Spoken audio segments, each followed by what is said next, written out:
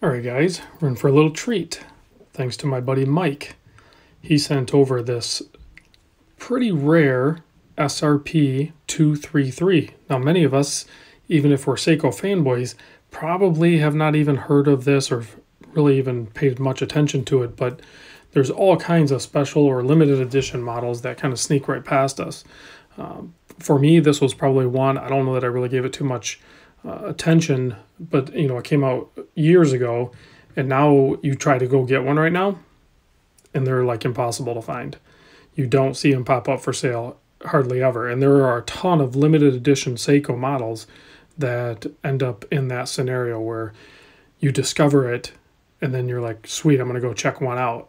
And not only, you know, all the while you're thinking, man, I'm gonna have to really, you know, pony up and pay the big bucks to get it, but you can't even find the thing. So like, forget about you were, you know, emotionally ready to like spend more money. You can't even get one. Like, they're just not available. There is one of these on eBay right now as of, what is today? The March 10th, I think, or 11th, March 11th, I guess, 2019. There's one on eBay right now for $695 or best offer. It is brand new in the box, so that is really cool. But I do want to point out too, like real quick before I forget, check out that case back. I've never seen a Seiko case back like that.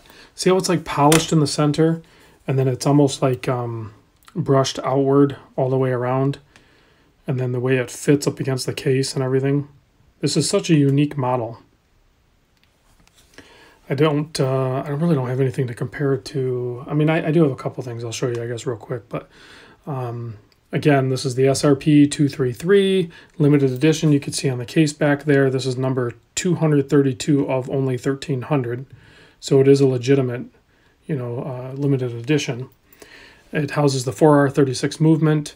The case size on this guy, it varies depending on where you measure. Like if you measure in between these little bits here or these, you're going to be somewhere around 45, somewhere around 47 mil.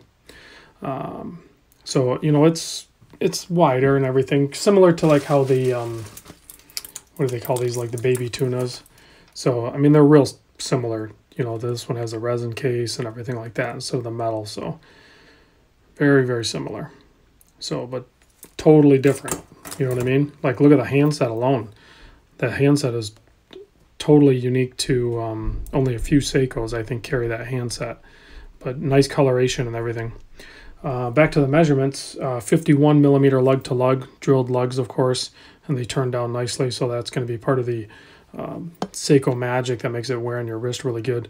Very cool crown. I'm actually kind of glad they didn't sign it. I like that it's just gloss over, and then they had that red cutaway, or that cutaway with a red accent in there, so really nice attention to detail.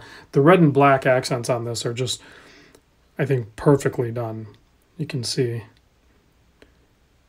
I even like that this is all a resin type material. Makes it more of a matte color, and it's going to hold the test of time, I'm sure. So, really good looking watch. Now the strap is obviously the older strap, so it's a little stiffer. You know, it's not like those new silicone style ones. Pretty standard black buckle there. Does have some Seiko stainless steel on the bottom there. 22 mil lug width, and it is only 13.3. So yeah, these bigger watches, but then they're like only 13. You're seeing a lot of these newer watches that are much thicker than 13 mil, and they, you know, you look back at some of these older automatic Seiko divers, and they were just not that thick. Yeah, they were like, quote, big watches, but they wear really good, and they basically, the size just gave them like amazing wrist presence.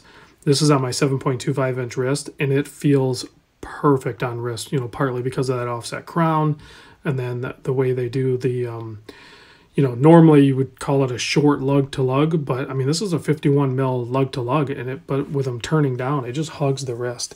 Even with this older non-comfort strap, I would wear it on this. I would not take it off the strap. It feels perfectly balanced with this. So 120 click bezel, you know, it's going to have that standard Seiko affair for that. Actually, this one's probably has not been turned much. Hopefully Mike's not screaming over there. because I know this was probably a safe queen. So really cool watch. Big thanks to Mike for sharing this with us, because you do not see these out in the wild ever. This is such a cool model. I look back at the history on this, and I'm pretty sure back in the day, I see on the box it says a retail of $600, but I think like Creation Watch and even Joma and stuff like that, they were all selling them for like $289. And I know people that are like collectors that maybe missed out. They would have loved to, you know, fire up the time machine, go back and buy a bunch of these for $289, because they are certainly worth way more than that now.